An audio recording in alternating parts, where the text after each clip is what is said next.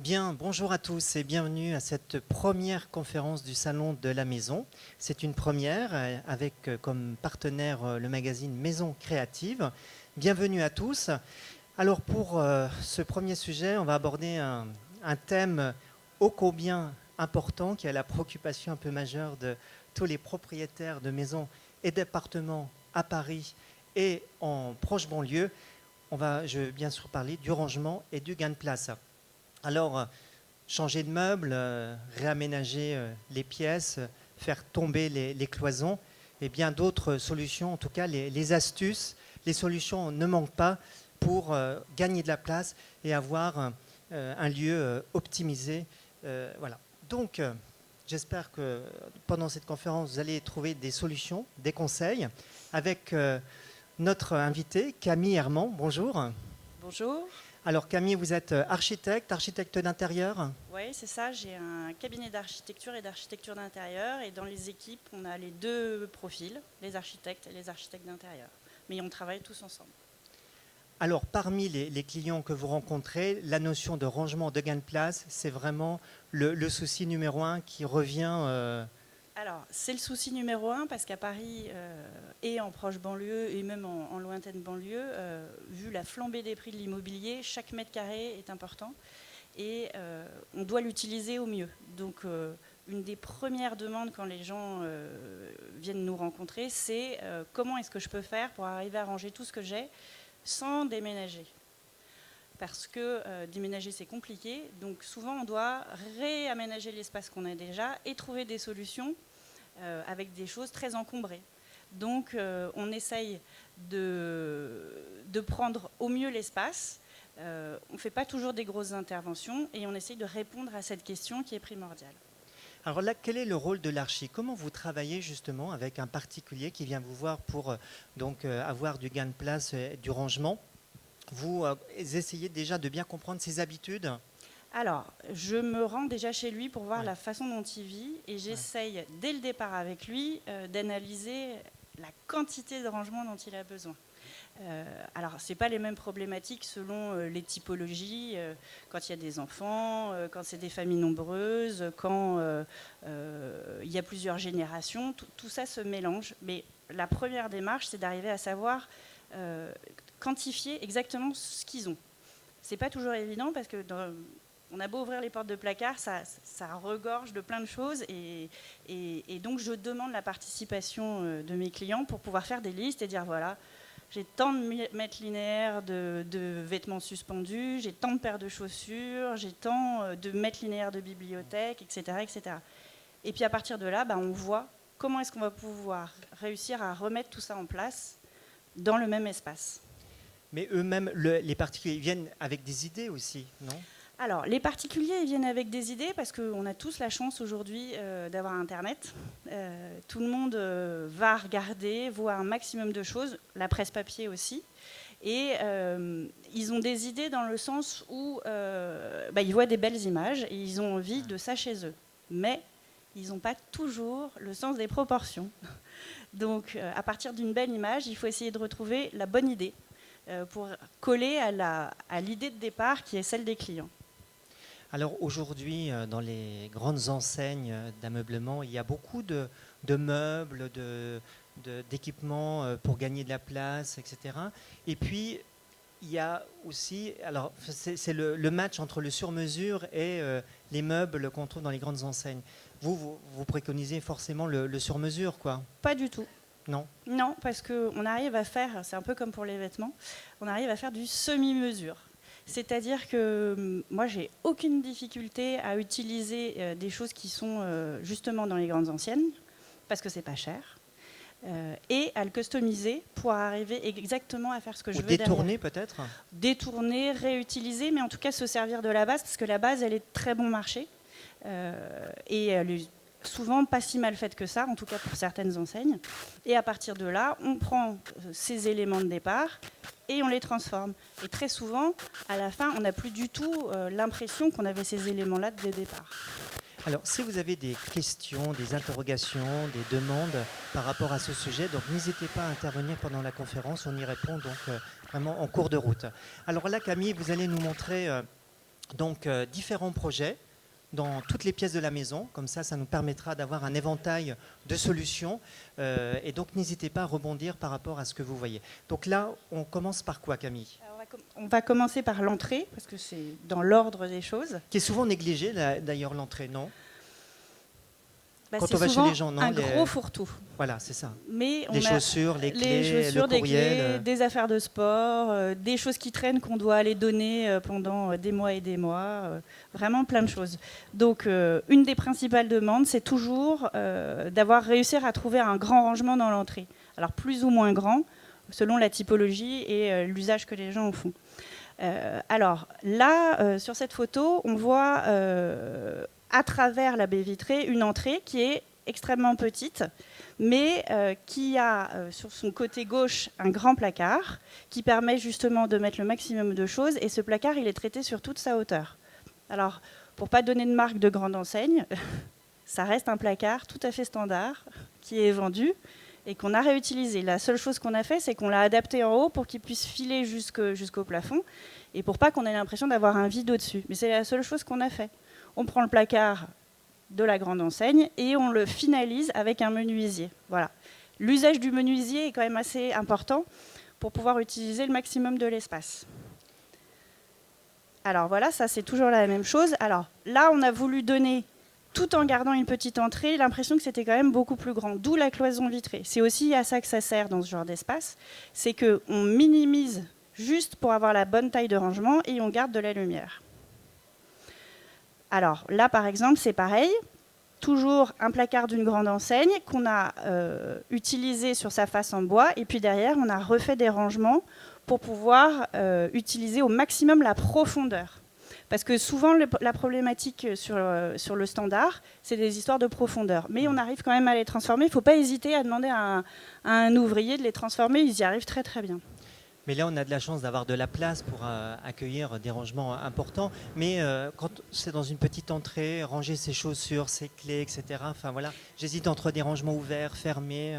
Les gens sont un peu perdus par rapport à ça. Alors, moi, je préconise souvent quand même de faire le maximum de choses fermées. Parce que c'est quand même, ça reste du bazar. Dans l'entrée. Dans l'entrée. Ouais. Après, on peut toujours avoir une petite console ou une desserte sur laquelle effectivement on peut avoir pour poser ses clés ou le courrier ou ce genre de choses.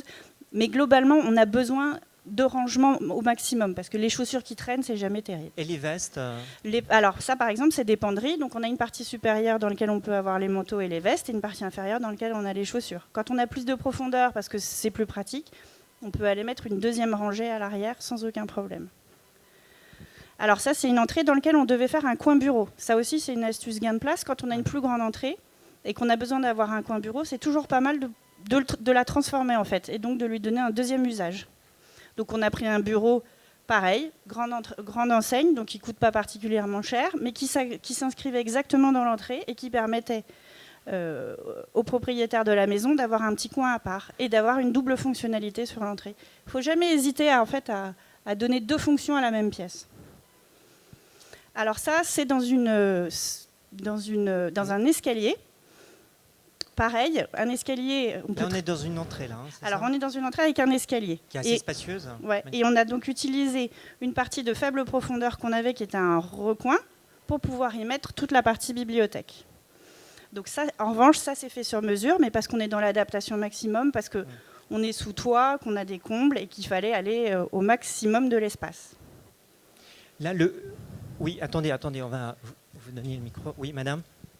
On accède aux rayons si c'est dans un escalier. Il n'y a pas de difficulté parce qu'on est dans les marches, donc en fait on peut utiliser et ça reste à portée de main. Alors évidemment, les ouvrages qui sont le plus en haut ne sont pas ceux qui sont le plus consultés.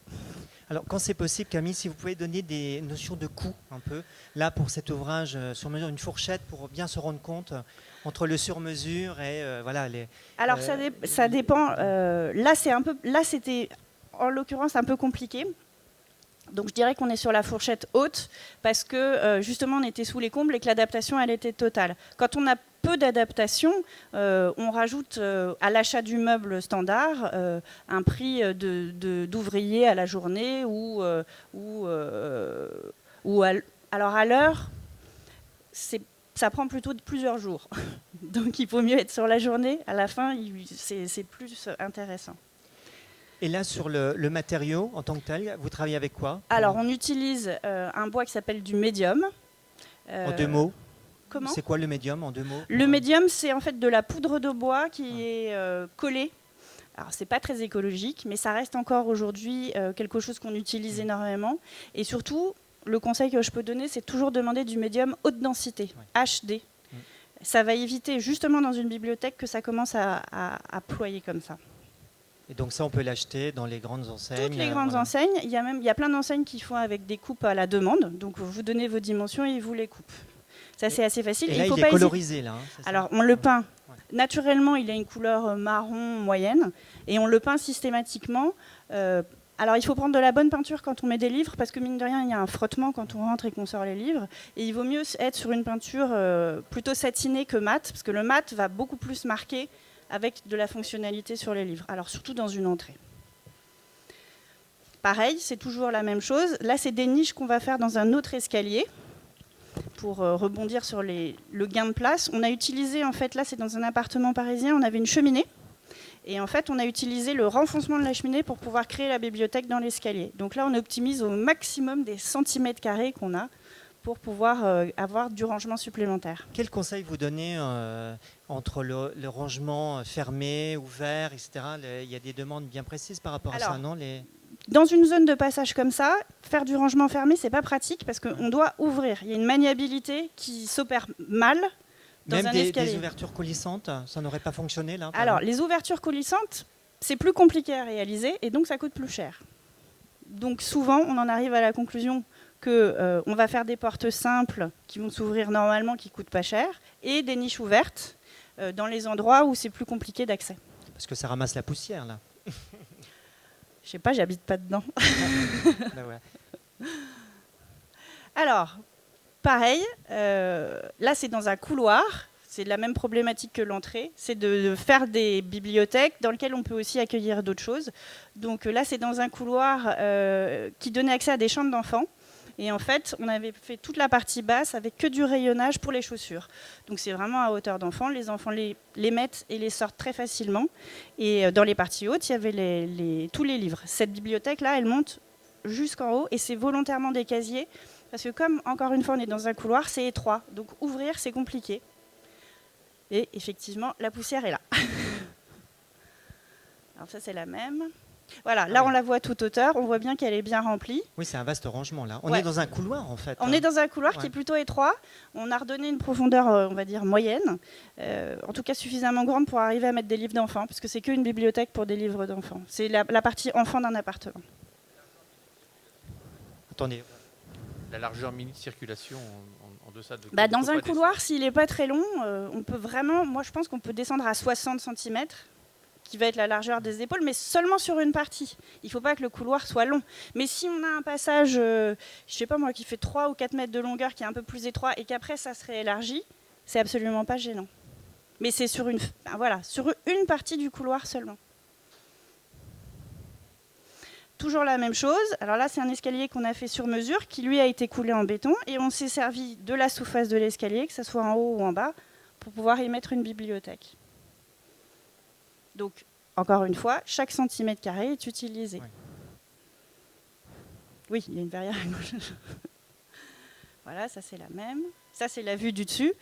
Donc on voit le chien monter. Lui ne prend pas de livres, mais les enfants, eux, avaient bien accès à toutes les niches. Il faut pouvoir mettre les livres. Ça c'est la question. Ranger les livres, alors ranger les livres, ça dépend un peu des livres qu'on a. Si on a des livres d'art qui ont une grande profondeur ou une grosse collection de BD, on est obligé d'avoir une bibliothèque plus profonde. Quand on fait une bibliothèque plus profonde, il ne faut pas hésiter à doubler les livres qui sont plus petits, qui sont des poches ou des livres de lecture traditionnelle. Et à ce moment-là, on les double, on les met les uns devant les autres et au moins on optimise la totalité. On met les livres moins jolis derrière et les livres plus jolis devant.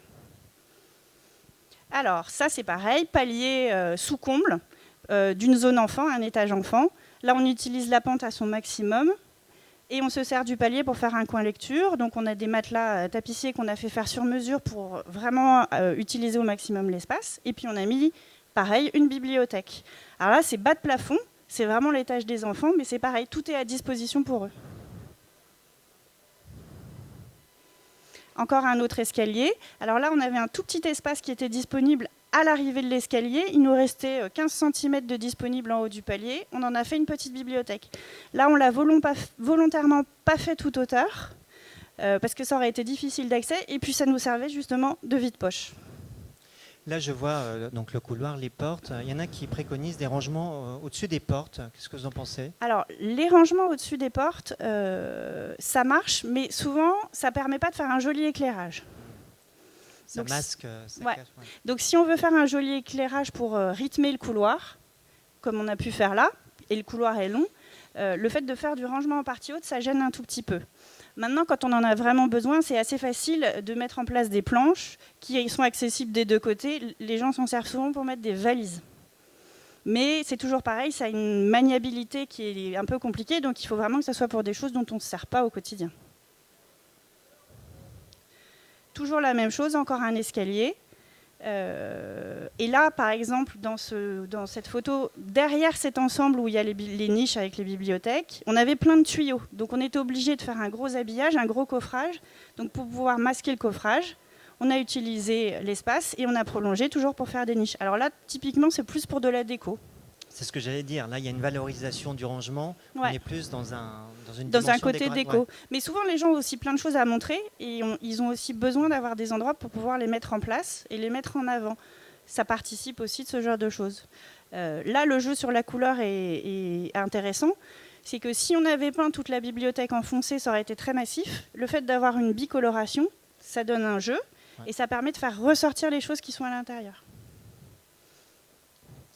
Alors, la cuisine. Oui, il y a des questions. Attendez. Ouais. Et comme c'est censé masquer des tuyaux, si jamais il y a une fuite, etc., comment l'ouvrier... En fait, on laisse toujours des trappes d'accès, justement, qu'on masque. Elles sont toutes petites, mais pour pouvoir donner les accès. Oui, n'oubliez jamais de laisser les trappes. Sinon, après, vous êtes coincé. Alors là, je pense qu'on arrive dans la partie... Cuisine. Est-ce qu'il y a des questions sur les chambres, les couloirs, l'entrée? Vous avez pas de questions particulières? Alors la cuisine, là aussi, c'est... Alors, la cuisine, c'est un vaste sujet. Central, ouais. C'est la pièce la plus importante dans les maisons. C'est la pièce où il faut le plus de rangement. Et en même temps, c'est la pièce qu'on utilise le plus. Donc, où on reçoit maintenant. Où on reçoit. Et c'est la pièce qui canalise toutes les demandes, en fait. Puis là aussi, il faut bien connaître les habitudes, si on cuisine beaucoup, si on est plusieurs à cuisiner, si c'est la manière aussi de vivre. Hein, c'est la manière de vivre, et c'est vrai qu'aujourd'hui, c'est l'endroit où on reçoit, comme vous dites, et où on a envie que ça soit et joli, et pratique, et caché, et pas caché. Donc les gens veulent tout et son contraire dans la cuisine. C'est-à-dire qu'il faut pouvoir mettre un maximum de rangement, mais en même temps, il faut que ça reste accessible.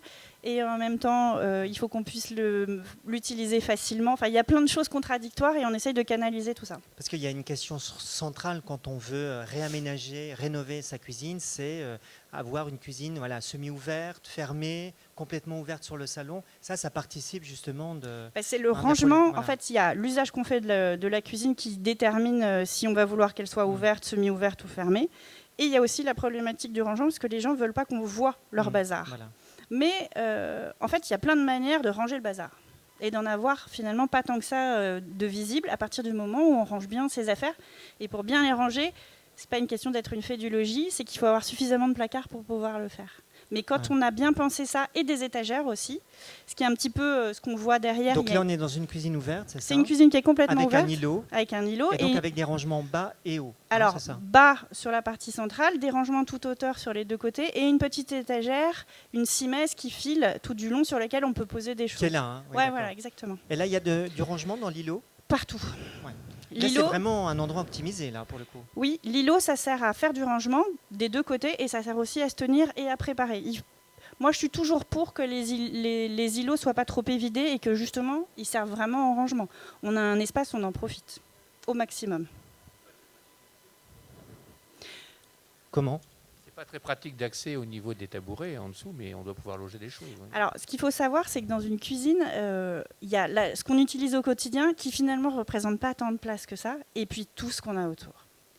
Et tout ce qu'on a autour, que ce soit les plats à gâteaux, les multiples Tupperware, différents robots et tout ça, c'est des choses, ou même, je vais dire, l'appareil à raclette, c'est pas des choses dont on se sert souvent. En revanche, on a besoin qu'ils soient là. Donc c'est typiquement ce qu'on va aller mettre là, où on va s'en servir beaucoup moins régulièrement et où le fait de ne pas s'en servir régulièrement ne va pas devenir un problème au moment où on va avoir à tirer le tabouret pour pouvoir y accéder. Mais là, c'est toute la difficulté d'une cuisine ouverte, quoi. Il faut que tout soit rangé tout le temps, en fait, hein, c'est ça. Oui, mais encore une fois, si c'est bien pensé Oui. et bien organisé à l'intérieur des tiroirs ou des... Alors, pour rebondir là-dessus, une des solutions pour bien ranger et que ça soit plus facile, c'est plus d'avoir des tiroirs que des placards. Pourquoi ? Parce que quand on a le tiroir, on va utiliser toute la profondeur, c'est-à-dire qu'on va vraiment pouvoir faire 2 lignes de rangement. Quand on a juste une porte de placard, la deuxième ligne, elle est totalement inaccessible. Donc finalement, on entasse et on ne peut pas s'en servir. Donc on finit par tout poser au-dessus. Puis aujourd'hui, les cuisinistes proposent quand même des rangements quand même assez malins, des casseroliers, et voilà, tout par un exemple. tas de choses. Voilà. Hein. Et puis, c'est tous les accessoires qu'on a à l'intérieur des tiroirs qui permettent justement de séquencer et de pouvoir ranger le plus utilement possible. Toutes les grandes surfaces le font. C'est vraiment devenu... aujourd'hui, toutes les grandes surfaces qui font ça sont à la hauteur des cuisinistes sans aucun problème. Mais c'est à vous de réfléchir et de raisonner à la place du cuisiniste. Mais finalement, vous avez sur le marché tout ce que vous voulez pour y arriver. C'est quoi la profondeur basique pour les meubles bas, hauts Les meubles, en fait, tout est fonction de l'électroménager. Donc, un électroménager, ça fait environ 60 cm de profondeur. Sauf qu'on tend à ce que ça devienne un tout petit peu plus profond. Donc en fait, les bibles de meubles des fabricants sont faites sur cette logique de 60 cm de profondeur. Après, on va laisser plus ou moins du vide derrière, selon ce dont on va avoir besoin pour la tuyauterie, pour des évacuations, des alimentations, de l'électricité et plein d'autres choses. Quel est votre parti pris sur l'électroménager ? Vous avez tendance à tout cacher, masquer ou à le rendre visible, à l'encastrer ? Alors sur une cuisine ouverte ou semi-ouverte, j'ai tendance à tout cacher. Mais c'est pas... Même les fours ? Alors le four, non, c'est la seule partie qu'on ne voit pas, enfin qui au contraire va rester visible, mais je me débrouille toujours pour qu'on la voit le moins possible. Donc je vais aller la mettre dans un angle où c'est moins visible du salon ou moins visible de la table de la salle à manger. Et j'ai plutôt tendance à mettre des fours bas que des fours hauts, parce que les fours hauts, on les voit beaucoup plus. C'est peut-être moins pratique, non ? Aujourd'hui, tous les fours ont des portes froides, donc il n'y a plus de notion de danger. Après, il y a des fours à tiroir, ça reste très pratique aussi, plus que des fours où il y a juste une tringle pour faire sortir son plat. Ils s'adaptent énormément, ils trouvent toujours des bonnes solutions, donc ça va plutôt dans le bon sens. Alors ça, c'est une autre cuisine qu'on a fait aussi sur mesure, qui était très étroite, et où la cliente, pour le coup, avait beaucoup de choses qu'elle voulait laisser visible. Alors la cuisine est ouverte sur une entrée et c'est pour ça qu'on a fait le système des petites étagères où elle peut avoir tous ces épices qui sont à disposition. Souvent les gens nous disent je ne veux pas avoir à ouvrir le placard pour avoir ce dont j'ai besoin au quotidien. Donc ce système d'étagères là laisse les choses apparentes, ça reste très maniable et typiquement on n'a pas cette fonction d'ouvrir, de fermer qui peut être assez embêtante. Alors ça, c'est une autre cuisine où le but était de faire une cuisine salle à manger. Donc c'est dans un appartement parisien très classique, très haussmannien.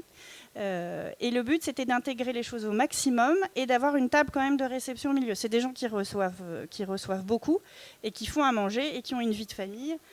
Donc on est parti sur une couleur sombre, justement parce qu'on ne voulait pas que le four se voie. Donc c'est une cuisine qui est presque noire. Et on a masqué tout à l'intérieur. Alors, il y a une chose qui est importante, qui est une problématique de cuisine et de gain de place aussi, c'est l'histoire de la hotte. La hotte prend de la place dans le placard supérieur. Ça peut être moche. Ça peut être moche si c'est pas masqué. Ça peut surtout donner vraiment un côté cuisine. Ouais. Donc moi, j'ai tendance à ne jamais mettre ce qu'on appelle de hotte décorative et à toujours me débrouiller pour que la hotte soit masquée. Alors là, il y a une hotte, mais vous la voyez peut-être pas. Pas au premier coup d'œil, en tout cas. Voilà. En fait, la hotte est dans le plafond. Ouais. Alors, c'est des hottes qui fonctionnent avec des télécommandes, comme j'ai dans la main, qui sont ultra performantes et qui, malgré la hauteur qu'on a entre le plan de travail et la hotte, absorbe vraiment tout. Ça marche très très bien. Il y a une marque qui fait ça que je ne vais pas citer, mais il y en a une qui est particulièrement efficace, qui a la puissance et où on n'a pas l'impression que l'avion décolle quand on est en train de cuisiner aussi. Mais si, citez-là la marque. Si, je peux la citer? Mais oui, allez-y. Bon, c'est une hotte belge et la marque c'est Novi, N-O-V-Y. J'ai aucun intérêt chez Novi, mais en l'occurrence ils sont très performants. Le micro, madame. Oui, La haute. La haute, je Elle la est là. Elle est cachée. Ouais, Elle est- en fait c'est un coffrage qu'on a fait pour cacher la hotte. Alors, on aurait pu choisir de faire qu'un morceau de coffrage, mais volontairement on a fait le coffrage sur toute la longueur. Pour une pouvoir continuité, masquer. pour que ça soit Voilà. joli, quoi. Et alors par exemple, ce qu'il faut savoir, c'est que, alors là c'est assez extrémiste dans la logique, mais on a fait un faux plafond pour pouvoir faire passer plein de choses dedans, et pour avoir de l'éclairage, pour pas qu'il y ait un éclairage qui soit trop redondant. Donc en fait, c'est dans un appartement haussmannien, on a fait un faux plafond, et on a remis des corniches, comme si de rien n'était. Là, il n'y a pas de meuble haut, c'était une volonté. Oui, parce que souvent dans les cuisines où on veut recevoir, on évite de mettre des meubles hauts pour avoir un côté trop cuisine. Mais néanmoins, il y avait suffisamment de rangement. Alors dans celle-ci, oui, puisqu'on a le mur opposé à ça, ou là, au contraire, on a des meubles sur toute la hauteur. Donc que des armoires. Que pensez-vous des hottes télescopiques qui sont dans le plan de travail, qui se relèvent? Alors, j'allais y effectivement, venir. c'est une solution. C'est la j'allais- deuxième solution Ouais. de hotte invisible. Moi, je l'ai mis chez moi. Bon, pour le coup, je suis une testeuse au quotidien. Et pareil, j'en suis super contente. Alors, ça prend un peu de place en dessous. Donc, en fait, ça utilise le placard qu'on a en dessous, le fameux casserolier. Mhm. Mais si on a de la profondeur, on peut quand même la mettre à l'arrière. Donc, ce qui n'augure pas justement le fameux casserolier. Ça marche très très bien. On est au plus près du plat. Ça renvoie de l'air dans les pieds, mais c'est de l'air qui est propre puisque c'est complètement filtré. Si on n'a pas de possibilité de le faire sortir dehors directement, et c'est ultra efficace. La seule chose aujourd'hui, c'est que c'est encore à des prix qui sont C'est élevés ce que parce j'allais que dire, c'est ouais, c'est plus cher. hein. ouais, c'est plus cher. Mais c'est plus cher, mais ça permet, encore une fois, dans une problématique gain de place et esthétique, les deux, en fait, ça permet d'avoir quelque chose qui fait que c'est beaucoup plus joli parce qu'on ne le voit pas. Et c'est pareil, il faut prendre des bonnes marques.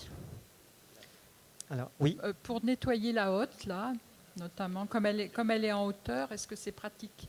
Alors non, forcément. Mais en revanche, c'est très simple La à trappe manier. se démonte facilement. Alors, c'est tout simple, il suffit d'appuyer dessus, c'est ce qu'on appelle un push and go. Et ça s'ouvre et on a accès au filtre tout de suite. Le filtre, on peut le mettre dans la vaisselle. La seule chose que ça implique dans la manœuvre, c'est de monter sur un escabeau. Oui, madame, le micro, ouais. C'est un filtre, ce n'est pas une évacuation Non, extérieure. non, là c'est un filtre. C'est des charbons, ouais. Ouais, filtre à charbon. Qu'on Alors, met dans le lave-vaisselle. hein. Le temps passe, on va passer Pardon, au projet. Et la voilà. hauteur, à quelle hauteur La hauteur, Alors, il y a une haute... Alors, selon le modèle de la hotte et sa puissance, il y a une hauteur maximale. Donc, il faut voir en fonction du fabricant à combien on a le droit de la positionner. Et puis après, il faut respecter ça, parce que sinon, après, on est dans un vide où ça ne va pas très bien marcher. Alors là, c'est pareil. Une simple petite étagère pour pouvoir poser des choses. C'est pas que de la déco. essentiellement. C'est quoi? C'est des boîtes de thé? Là, c'est des boîtes de thé. En l'occurrence, c'est des huiles. Mais voilà, c'est des choses qui restent accessibles et qui sont les jolies choses qu'on peut avoir dans sa cuisine. Pareil. Alors là, c'est une simèse aussi. L'idée, c'était de faire là pour le coup de la déco et pour pouvoir poser, mettre en scène des photos. Donc ça a été mis par-dessus et avec un jeu où on peut faire ce qu'on veut. Ça c'est vendu dans les grands magasins sans aucune difficulté. Ça, c'est une vraie tendance, la cuisine qui devient de plus en plus déco, en fait. Parce que les gens y passent du temps, qu'ils reçoivent dedans, qu'ils veulent que ça soit de plus en plus ouvert. Donc il ne faut pas que ça ait un aspect trop cuisine. Là, c'est la même chose. Mais là, c'est des tiroirs. Hein. Attendez, j'y la retourne. photo précédente. Ouais, voilà, ouais. tiroir. Et alors, ce qu'il faut voir, Assez c'est qu'à profond. oui, Assez... et à l'intérieur de ce tiroir, Il y a plein on de a rangements. d'autres tiroirs. Ouais. C'est ce qu'on appelle un système à l'anglaise. Ouais. On ouvre un premier tiroir et on en a un deuxième. Mais ça, c'est du sur-mesure, c'est quoi? C'est du... C'est peut-être intéressant, je travaille avec Camille, c'est peut-être intéressant de dire que ça, en fait, c'est une entrée. Oui, la cuisine est dans la cuisine. Là, en l'occurrence, on a mis la cuisine dans l'entrée. Donc, on a fait un double fonctionnalité par rapport à une même pièce. C'est un meuble sur mesure? Mais non. Non, pas du tout. Non, je peux très bien le dire, c'est du Ikea. Hein. Oui. Donc Ikea, ça reste super abordable. Madame, Donc, pour la peinture, quelle marque vous proposez? Et après la peinture, est-ce qu'il faut mettre une surcouche, je ne sais pas, de protection transparente? Voilà, Alors, moi, je suis architecte, donc j'utilise des peintres. Et je leur demande d'utiliser de la peinture professionnelle. Donc, je ne vais pas avoir de marque du grand public. Mais dans les peintures professionnelles, nous, on utilise la marque Sikens. Alors, Sikens, elle est accessible au grand public. Maintenant, je n'en connais pas du tout la tarification grand public. Mais sinon, moi, je considère qu'il faut que ça reste toujours ultra lavable. Donc, il faut insister là-dessus. Et il y a encore aujourd'hui des choses qui sont encore un peu chimiques. Alors, ok, c'est pas écolo, mais ça permet dans une cuisine de pouvoir passer un coup d'éponge quand même c'est beaucoup plus résistant, facile. quoi. Ouais, c'est ça. Ouais. Ils font énormément de progrès dans les peintures pour qu'on puisse tout laver et que ça soit mieux avec que des solutions en phase aqueuse. Mais voilà, ça va dans le bon sens. Alors ça, c'est une cuisine avec un maximum de rangement. Donc, On est dans du chic, là, quand même. Hein. oui, on est dans du chic. Alors, ce qu'il faut savoir, c'est que c'est une cuisine qui est totalement ouverte dans un appartement extrêmement classique dont on a gardé les codes, à savoir que le parquet se prolonge dans la cuisine, Continuité. et on a des éléments de rangement qui sont vraiment toute hauteur. Alors oui, c'est haut de plafond, et effectivement, les rangements qui sont en haut ne sont pas accessibles, mais au moins tout est masqué. Ça, justement, d'une manière générale, que ce soit dans la cuisine ou dans une autre pièce, les rangements jusqu'au plafond, ça vous conseillez ou s'arrêter Non, au maximum. Maximum, Bah, quel que soit le lieu, la ouais. pièce, ouais. Ouais. Au maximum du Certains maximum. disent que c'est bien de créer un petit espace, de ne pas monter jusqu'au plafond. Enfin, je sais pas, il y a...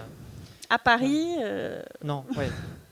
on a besoin de la place. Alors là, il y a un détail qu'on ne voit pas, mais qui est amusant, c'est que dans les portes de placard verticales qu'on a de part et d'autre, la partie arrière, à gauche, ça permet de rentrer dans un office. On a gardé des portes de placard au lieu de remettre une porte, de manière à avoir une unité. Mais derrière, c'est un office. Là, il y a 2 fours. Alors là, oui, il y a 2 fours et la cliente voulait absolument que les fours soient en hauteur. Mais on a du rangement au maximum de ce qu'on pouvait faire. Et tout est utilisé, parce que moi je sais, je reviens après, je vois les placards ouverts, c'est rempli à ras-bord. Hein. Bon, ça c'était la même, et c'était justement là où on rebondissait, ça reste une cuisine dans une entrée. Quand on n'a pas beaucoup de place, c'est utilisable. Oui, qui s'insère très bien. Qui s'insère très bien, oui, on voit la porte d'entrée au fond, on l'a décalée, et ça permet d'avoir 2 usages sur une seule pièce. Alors voilà, là par exemple, on était sur un standard et donc on n'est pas monté jusqu'au plafond parce que la cliente voulait garder ce vide dont vous parliez tout à l'heure. Vide qui ne sert à rien à part attraper la poussière. Mais elle voulait que ça soit comme ça parce qu'elle ne voulait pas avoir l'effet jusqu'en haut. Bon, ils sont comme hauts, ces rangements. Oui, mais comme on était sur du standard et qu'elle ne voulait pas qu'on referme dans la partie haute, c'est resté comme ça. Alors c'est pas une grande cuisine, mais alors elle est très très très remplie. Parce qu'elle avait beaucoup de choses à mettre dedans, et on a un îlot qui lui-même est rempli de placards. Pareil, travail sur toute la hauteur dans la cuisine. La seule chose qu'on a fait, c'est qu'on a fait une petite niche au fond à droite, dans laquelle on a mis tout ce qui était pour le petit déjeuner. Parce que le petit déjeuner, que ce soit la machine à café, la bouilloire ou le grille-pain, il faut que ça soit très accessible. Donc souvent, on évide un placard, et on fait la niche petit déjeuner dedans. Souvent, on trouve ça sur un plan de travail, la cafetière. Oui, mais justement, quand on n'a pas forcément beaucoup de plans de travail et qu'on va avoir plus de rangement, on utilise une partie du rangement pour pouvoir mettre ça. Et là, c'est quoi? C'est un rangement... Pareil, c'est du rangement. Avec l'ouverture, c'est quoi? C'est une ouverture voilà. comme Comment on ça, l'appelle basculante. Voilà, c'est ça. Ouais. Ça que Et j'ai une hotte qui est cachée. Ça, c'est pratique, ça, ces ouvertures basculantes? Alors, c'est pratique, oui, mais ça coûte cher. Donc, il faut, pareil, mesurer l'intérêt du côté pratique. Donc, c'est très intéressant sur la première rangée, mais honnêtement, sur la deuxième, beaucoup moins. Alors qu'on va payer plus cher la porte de placard. Pareil, c'est un îlot rempli de rangements. Et il est juste évidé dans la partie arrière pour pouvoir se tenir et pour pouvoir prendre son petit déjeuner. Et l'ouverture se fait aussi par là, c'est ça? Des 2 côtés, en fait. L'ouverture se fait des 2 côtés. C'est des tiroirs? C'est des tiroirs, et à l'intérieur, c'est des tiroirs à l'anglaise. Alors, je ne sais pas si vous voyez ce que c'est que des tiroirs à l'anglaise. Expliquez en 2 mots, oui. C'est le double système, c'est-à-dire qu'on va tirer une première fois la façade du tiroir, et à l'intérieur, il y a d'autres tiroirs qu'on ouvre progressivement. Donc, en fait, on a un double geste à effectuer. Alors, les gens souvent me disent « Oh, 2 fois !» Mais en fait, on en prend l'habitude immédiatement et on le fait très naturellement. Ça prend Mais absolument pas l'intérêt, de temps. c'est pour ranger différentes choses, des petits pots, des Oui. choses de différentes hauteurs. Exactement, etc. ça permet d'utiliser tout Voilà. l'espace du placard et d'avoir quelque chose de très uniforme à l'extérieur. Mais Bon, ça pareil, dans le grand public, dans tous les magasins, les grandes surfaces, on a ça. Ça coûte un peu plus cher, c'est ça, qu'un meuble plus Non, classique, même pas, parce qu'en fait, comme c'est que 2 faces de tiroir, c'est pas plus cher. Hmm. Alors, ça, c'était le pendant d'une autre cuisine qu'on avait vue avant. Donc pareil, rangement maximum sur la totalité et on a juste laissé une niche. C'est la même chose, la niche petit déjeuner, pour que ça reste pratique. Et sinon, là, on va avoir frigo, cave à vin, congélateur qui sont dans les parties toute hauteur, parce que tout l'électroménager est intégré. Donc ça, c'est la même chose vue sur le côté. Alors là, c'est un appartement où il y avait une grande hauteur avec des gens grands dedans.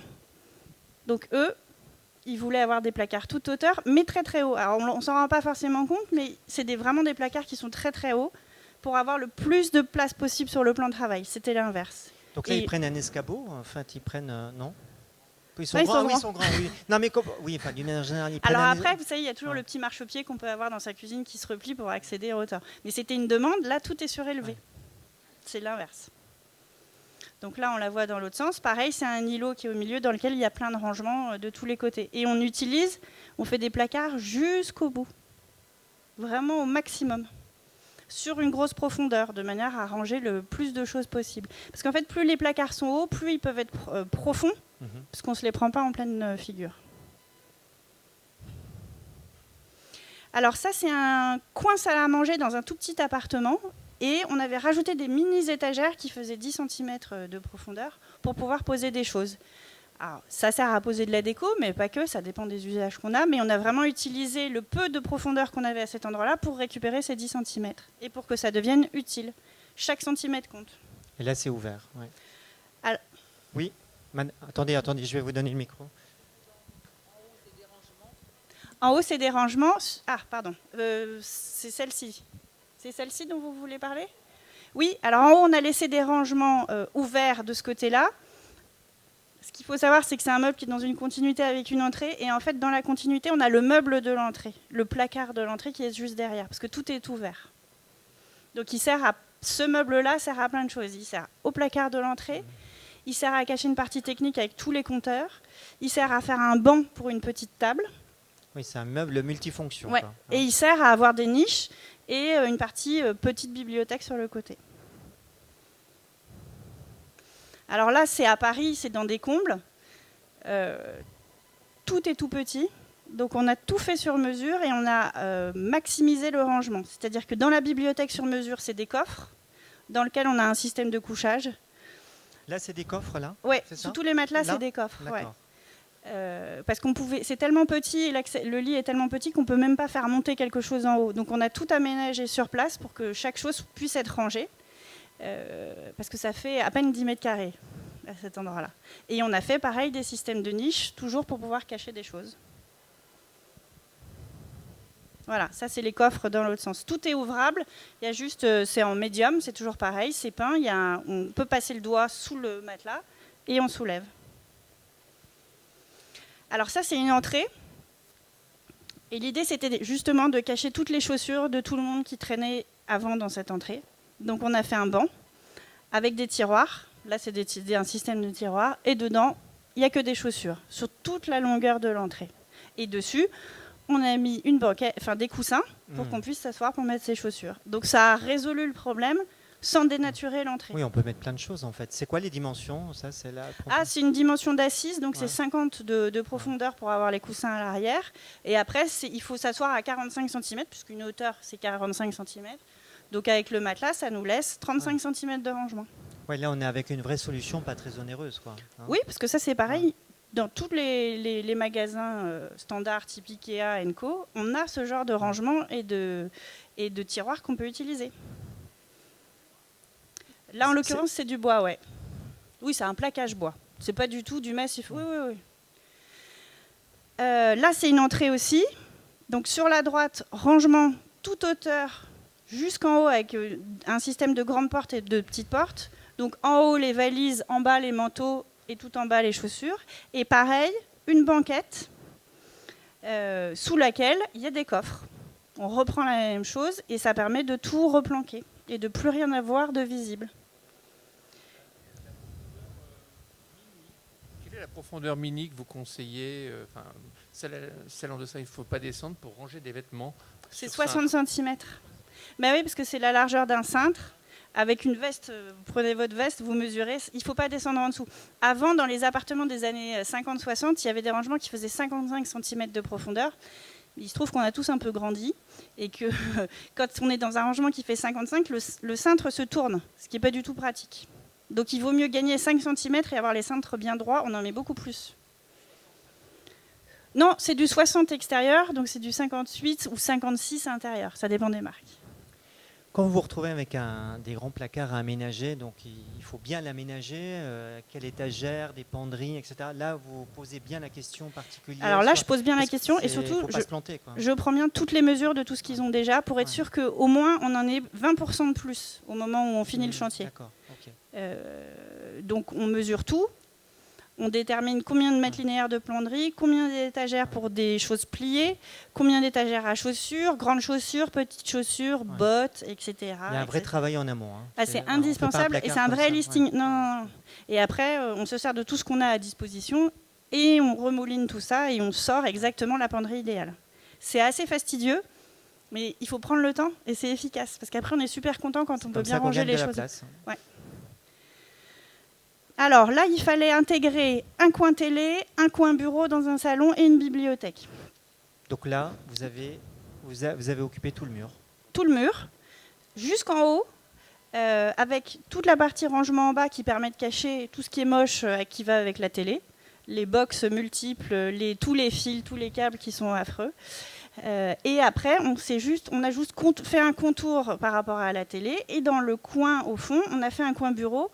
Et on s'est servi de l'espace qui s'élargissait à cet endroit-là pour pouvoir avoir plus de profondeur pour le bureau. Petite question, on peut dire que la télé, c'est moche aussi, parfois. Toujours. Enfin, vous ne planquez pas la télé. Là, vous Ça dépend des cas. Il y a des cas où il y a des gens qui veulent absolument la planquer. Alors le problème pour la planquer, comment on planque la télé? On est sur des systèmes de volets avec des rails. Ouais. C'est souvent ça. Ouais. C'est souvent ça, et il faut quand même avoir de la place pour pouvoir faire coulisser le volet. Donc là, on aurait pu, là, non? Là, on aurait pu. C'était un parti pris, c'était une volonté de. Oui. Là, il n'y avait pas de difficulté à ce que la télé reste apparente. Là, il n'y avait pas non plus de difficulté pour que la télé reste apparente. Ça va avec la cuisine qu'on a vue tout à l'heure. Je rebondis sur la précédente photo. On a vu un petit coin bureau. Ça, c'est un peu aussi la tendance. On travaille de plus en plus. En fait, il y a plus de gens qui travaillent chez eux. Voilà. Ils ont besoin d'avoir un espace de bureau. Comment installer un petit coin bureau malin, qui prend pas trop de place, etc. Là, vous avez des... Voilà. Alors, qu'est-ce que vous donnez comme on n'a pas conseil, forcément besoin de beaucoup de place parce que en général, on est sur une base d'ordinateur portable. Ça prend pas beaucoup de place, ça se déploie pas avec beaucoup de hauteur non plus. En revanche, on a besoin que ça soit vraiment mis à un certain endroit. Donc, les choses auxquelles il faut bien penser, c'est toutes les connectiques. Donc il faut il faut refaire un peu d'électricité à cet endroit-là. Et puis après, apporter de la lumière. Et moi, je trouve le plus important, c'est de s'intégrer vraiment toujours dans l'espace qu'on a déjà, sans forcément faire ressortir le bureau. Un budget là, pour ce type d'aménagement qui est assez classique finalement dans les appartements parisiens? En total sur mesure, on va être dans les 5 000 €, sachant que le linéaire est grand. Ouais. Et la hauteur est grande aussi. Donc comme on compte sur une base, plus c'est grand, plus ça se démultiplie. Ce qu'il faut savoir, c'est qu'il y a un coût de peinture aussi, mais souvent la peinture, on peut aussi la faire soi-même. Si on fait faire sur mesure par le menuisier, derrière on peut peindre soi-même, c'est franchement pas très compliqué. Ça prend du temps, mais c'est une bonne économie. Ah voilà, alors je disais tout à l'heure, ça c'était la continuité de la fameuse cuisine qu'on voyait. Et derrière, on a donc une bibliothèque, pareil, qui monte haut, mais qu'on n'a pas fait toute hauteur parce que ça serait devenu déraisonnable. Et on a mis la télé dedans. On ne l'a encore une fois pas cachée. Quand vous faites des bibliothèques comme ça, vous conseillez des fois des rangements fermés, des niches fermées, des niches ouvertes? Enfin, alors, là, dans la partie basse, mais dans toute la partie, je parle. Ouais. Dans la partie basse, il y a des niches fermées, donc avec des portes de placard, et sur les côtés aussi, parce qu'en fait, c'est des rangements qui sont sur le côté. Oui, d'accord. Donc c'est dans la continuité, et là, pareil, on a des placards fermés. Donc c'est un jeu ouvert-fermé. On met les choses moches là où il y a des portes, et on laisse les choses plus jolies, Non, parce que ce que là je où ça voulais- reste apparent. Parfois, sur une étagère, on a des niches fermées comme ça, ici ou là. C'est quelque chose que vous préconisez ou pas? Voilà, Ça dépend de la quantité de livres qu'on a. C'est pareil, quand on fait une bibliothèque, il faut bien compter son linéaire de livres qu'on a déjà. Parce que sinon, une fois qu'on a terminé la bibliothèque, si on ne peut pas tout ranger, c'est pas pratique. Et les livres ont des hauteurs qui sont différentes selon le type de livre et des profondeurs. Donc on en tient compte. C'est quoi les dimensions classiques, la profondeur classique? En fait, il y a souvent on part de la hauteur d'une BD, donc on dit qu'il faut au moins une niche de 32 cm pour y mettre des BD. Et en profondeur, si on a un meuble bas en dessous et qu'on doit y mettre une box, un DVD ou des consoles de jeux, il faut un peu de profondeur aussi. Donc souvent, on est sur 35 de profondeur. Oui, madame, attendez. Mais là, typiquement, pourquoi la personne ne masque pas tous les livres? Puisque, enfin, voilà, c'est surprenant. Parce que c'est relativement que des bouquins d'art et qui sont plutôt jolis. Et que le fait de les voir, ça donne l'accessibilité aussi. C'est un appartement dans lequel il y a pas mal d'enfants. C'est aussi pour les inciter à regarder. Mais effectivement, quand c'est moche, il vaut mieux cacher. Alors ça, c'est une entrée. Qui était assez grande, mais sur lequel on n'avait absolument aucun endroit pour pouvoir accrocher quoi que ce soit. Et il fallait absolument un fameux vide-poche. Mais on ne pouvait pas mettre de meubles. Donc on a juste pris cette espèce de petit secrétaire qui s'ouvre avec un volet. C'est de la brocante, c'est quoi? Non, ça c'est une marque, c'est Artaud. C'est des designers français, parisiens. Et là-dedans, il y a effectivement tout ce qui traîne dans une entrée, les clés, des chargeurs de téléphone, tout de la monnaie, du courrier et tout ça. Donc c'est très petit. Mais là, ça permet de tout meuble, planter. là, non, justement, c'est que s'il y avait eu un meuble en dessous, ça aurait encore pris trop de place. Donc ça, c'est un tout petit meuble d'entrée. Et ça, c'est dans le commerce aussi. Pareil, toujours la même logique. Excusez-moi, c'est une question qui n'intéresse que moi, je pense, mais pourquoi on voit cette suspension dans tous les magazines? Pourquoi on la voit? Oui, c'est à la mode. Ça m'intéresse. Alors, moi, je l'ai mise il y a longtemps avant qu'elle soit partout, parce que je l'ai toujours trouvée très jolie. Non, elle est très aérienne. Elle flotte totalement et elle tourne tout doucement, en fait, avec juste un espèce de courant d'air. Et c'est presque un mobile, exactement. C'est pas pour sa capacité d'éclairage, parce qu'elle éclaire vraiment très peu, mais en revanche, c'est très très joli de la regarder tourner. Donc c'est pour ça que vous la voyez partout. Oui. Alors elle existe en plusieurs dimensions. Attendez, oui, il y a deux questions là. Ouais. Merci. Vous avez l'air d'avoir plutôt des étagères qui sont fixes. Ça peut être pratique d'avoir des étagères mobiles en fonction. Enfin, moi j'aime bien ce qui change, ce qui peut bouger au fil du temps. Alors c'est une question de budget. Quand on a le budget, ça peut devenir mobile puisqu'on met de la tringlerie sur les côtés et qu'on les rend réglables. Mais c'est plus cher. Parce que la tringlerie nécessite un ajustement qui est un petit peu plus précis. Donc, on fait les deux chiffrages. On fait un chiffrage fixe et mobile. Il y a une question. Oui, je voulais savoir sur les étagères, c'est du placo ou du médium encore là? C'est toujours du médium. Mais il y a différentes épaisseurs de médium. Donc, on joue avec les épaisseurs pour donner un côté plus ou moins massif. Ça dépend aussi des goûts. Donc ça, c'est la même dans l'autre sens. Donc c'est pareil, c'est toujours des principes. Un rangement bas pour cacher. Souvent aussi, on y met ses archives, ses papiers, sa paperasse, ses trucs de banque, ses impôts et tout ça. Donc il faut que ça soit relativement profond. Pareil, tout ce qui est lié à la télé ou à la hi-fi. Et puis au-dessus, on laisse ouvert. Alors ça, c'est une salle de bain. Dans une salle de bain, on veut toujours avoir un maximum de rangement, mais on n'a jamais de place. Là aussi, c'est pas évident de choisir. C'est des toutes petites salles de bain, parce que c'est pareil, c'est l'espace à Paris, ou en tout cas, pareil, toujours en proche banlieue, où on n'a vraiment pas beaucoup de mètres carrés, mais on veut du rangement. Donc la solution, c'est d'avoir un meuble. Il ne faut pas hésiter à prendre des meubles anciens et à les transformer. Là, c'est de la récupération, c'est ça? Celui-là, c'est de la récup. Ça coûte vraiment pas cher. On fait un trou dans le meuble. Si on veut pousser les choses un peu plus loin, on peut mettre une partie, un top au-dessus en pierre ou en marbre. Là, ça devient un peu plus cher, mais ça permet que ça soit bien et que ça vive plus longtemps, parce que la peinture, ça s'use un peu plus. Mais il ne faut pas hésiter à transformer un meuble à partir du moment où il a la bonne hauteur, quitte à le rehausser ou quitte à lui recouper ses pieds. Là, on peut ranger pas mal de choses, en fait. Chez Emmaüs, des meubles comme ça coûte rien. Et c'est facile. Et il y a pas mal de rangements. Et il y a tout le rangement, puis ça cache la tuyauterie et tout. Donc il ne faut pas hésiter à faire ce genre de bricolage. Ou demander à quelqu'un de le faire. Et là, vous avez mis des étagères. Et là, c'est pareil. Là, on est sous une pente. Donc, sous la pente, il restait un tout petit peu de place, un petit vide. On a mis des étagères aussi. Dès qu'on a un minimum de place, on met des étagères. Mais qui dit oui, qui dit vieux meuble dit peut-être petite bête. Qui dit vieux meuble dit peut-être petite bête. Je ne sais plus comment on les nomme, mais etc. On les traite avant. Voilà, c'est pour citer la marque, c'est du xylophène. On le passe et puis après on le peint. En général, la peinture qu'on met dessus est quand même assez résistante. Les bestioles n'aiment pas ça. Il y a une question. Quelles astuces vous pourriez avoir pour camoufler un sèche-linge et un lave-linge dans une salle de bain? Alors, il ne faut pas hésiter à faire un placard autour, mais il faut mettre des grilles de ventilation hautes et basses de manière à ce que le sèche-linge qui produit de l'air chaud a besoin de s'équilibrer. Possible de les sortir ou c'est un peu dur? Alors, quand on veut vraiment optimiser les choses au maximum, on se débrouille pour que ça soit le plus petit possible. Donc, quand on veut sortir les machines, il faut toujours pouvoir le faire, ça c'est indispensable.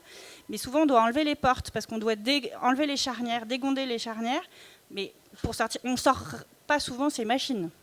Mais au moins, on a resserré au maximum autour de la machine et on n'a pas perdu d'espace. Parce que sinon, ça veut dire qu'on perd 10 cm de part et d'autre. 10 cm, c'est beaucoup dans une salle de bain. Ça fait une petite étagère. Ça fait un sèche-serviette. Ça fait une patère pour un peignoir. Là, je vois le miroir. Il y a des meubles miroirs. On peut mettre pas mal de choses. Alors Qu'est-ce moi, que vous en pensez? Les meubles miroirs, je trouve que c'est pas toujours très pratique parce que alors, il y a ceux qui sont coulissants, mais quand c'est coulissant, on a un espèce de truc au milieu, donc on se regarde et on a la limite du miroir en pleine figure. Pas toujours très pratique, surtout pour une fille. Et sinon, quand on a une porte qui débat, ça prend vachement de place. Donc, je ne suis pas toujours pour redonner de la profondeur à cet endroit-là. Je préfère aller en chercher ailleurs dans la partie existante. Pareil, toujours la même logique, plein de petites étagères où on peut mettre des choses qu'on choisit de montrer. Et puis après, on est sous les meubles vasques, on a du rangement. Des tiroirs. Des tiroirs. C'est ce qu'il y a de plus pratique. Et on se sert de l'architecture qu'on a créée pour avoir des niches autour de la baignoire, pour pouvoir mettre ses produits. Oui, vous conseillez le tiroir sous les vasques? Tiroir sous les vasques, avec évidemment la partie évidée pour toute la tuyauterie. Mais si c'est bien évidé, on arrive quand même à utiliser. Voilà, typiquement tiroir sous les vasques, maximum de choses. Là, ça permet de mettre tous les produits. Toujours la même chose, petites étagères dans le renfoncement qu'on a. Et donc, pour moi, pas trop de meubles miroirs devant. On a bien compris. Sauf si c'est sur mesure et qu'on a la découpe au bon endroit. Alors, on va se dépêcher. Ça, c'est toujours dans la salle de bain. À partir du moment où on a de la robinetterie encastrée comme c'est présenté là, on essaye d'utiliser et de créer des niches dans les renfoncements qu'on peut avoir à disposition. C'est facile, ça ne coûte pas particulièrement cher puisque c'est juste des jeux de profondeur avec la maçonnerie. Et ça permet de tout poser et pas de rajouter d'accessoires. Alors celle-là, ça doit être la même chose mais on ne voit pas très bien. Alors, meubles maçonnés, quand on veut utiliser toute la longueur pour faire des niches aussi, pour faire du rangement. Avec du carreau de plâtre. Avec du carreau de plâtre sur lequel on met du carrelage. C'est pas particulièrement cher. On met des paniers, ça permet d'avoir du rangement. C'est assez facile à faire. Petits meubles. Alors, là, typiquement en hauteur, on a une fabrication avec des miroirs sur mesure et plein de rangements derrière. Donc là, c'était pour mettre tous les médicaments. Donc c'est très faible profondeur, hein. C'est 8 cm à l'intérieur, ça permet de tout cacher. Et là c'est pareil, c'est sur toute la hauteur. Et c'est sur mesure, et on a utilisé juste un tout petit peu de profondeur qui nous restait. Là c'est les jeux sur les mezzanines. À partir du moment où on commence à avoir une hauteur de 2,80 m, dans les chambres d'enfants, on peut arriver à faire des petites mezzanines et du rangement en dessous. C'est un espace qui est ultra utilisable. C'est pareil, c'est simple à faire. Alors en haut, ça reste des chambres d'enfants, donc c'est pas fait pour les adultes. Les enfants, eux, ils peuvent s'asseoir, nous, on peut pas s'asseoir. Là, on est dans du sur-mesure. Là, on est dans du sur-mesure, mais avec un pareil, toujours avec un ouvrier qui sait un peu se débrouiller, c'est pas très compliqué. On crée pas un poids énorme en haut. Hein. Pareil, c'est toujours dans la même chambre. On a un lit en haut, un lit en bas. Le lit d'en bas rentre sous le lit d'en haut. On se sert de l'espace dans l'alignement des placards pour refaire des niches, refaire du rangement. C'est que des jeux d'imbrication. Mais là, c'est maximisé. Quand on n'a pas beaucoup d'espace, là, on arrive vraiment à tout mettre dedans. Pareil, c'est toujours la même chose, c'est la même photo. Et là, c'est vu de face. c'est la même. Alors, rangement le plus haut possible, toujours dans les chambres d'enfants, avec des niches. Ça rejoint un peu ce que vous disiez tout à l'heure, avec des niches différentes à certains endroits. Les niches, c'est pour poser des affaires, le reste, c'est des grandes portes de placards, et les placards en haut, c'est pour mettre du bazar, là où il n'y a pas d'accessibilité au quotidien. Pareil, toujours chambre d'enfants, rangement toute hauteur pour masquer le plus de choses, rangement en bas, et des niches qui restent accessibles. C'est la même logique. Pareil. Alors ça, c'est pareil, ça masque aussi des tuyaux. Souvent, on a des tuyaux avec des coffrages, on ne sait pas quoi en faire. Ben, on se débrouille pour les utiliser derrière. Pareil, toujours même logique. Placard tout à fait standard de chez Ikea. Il nous restait de la place, pas suffisamment pour remettre un placard supplémentaire. On l'a utilisé pour faire des niches de rangement. Problématique de hauteur, toujours dans les chambres d'enfants, on rabaisse au maximum, on met le lit le plus bas possible et on arrive quand même à faire du rangement sous les pentes. Parce que c'est pas facile d'utiliser tous les espaces sous comble. Ça sera, je crois, l'objet d'une autre conférence, mais c'est la même logique. Il faut se rabaisser pour pouvoir faire le plus de rangement possible. Si vous mettez un lit trop haut, vous n'utilisez pas bien le rangement. Pareil, même logique, placard le plus haut possible avec des niches, toujours pareil. Ça, c'était la même chose que tout à l'heure. Ça, on ne voit pas très bien. Ah oui, alors ça, il nous restait un tout petit peu d'espace entre une porte et... il nous restait une toute petite tête de mur. On a fait juste une bibliothèque pour les poches. C'est 10 cm de profondeur, caché derrière la porte. Ça optimise tout l'espace. Et on en a fait, mais on ne le voit pas, mais en fait, ça se retourne au-dessus. Voilà. On a fait en sorte que ça se retourne au-dessus de la porte. Quand on parlait d'utiliser l'espace en partie haute, dans les bibliothèques, ça marche très bien. Les têtes de lit, c'est toujours très pratique aussi pour faire du rangement. C'est assez simple à réaliser. On fait 2 niches. On peut avoir des portes en partie basse dans lesquelles on peut planquer sa bouteille d'eau. Et on peut poser des choses au-dessus et chacun à son côté. C'est assez simple à réaliser. Quand on n'a pas d'espace, ça ne permet de pas avoir de table de nuit. Les tables de nuit, on se prend tout le temps les pieds dedans, on fait tomber la lampe.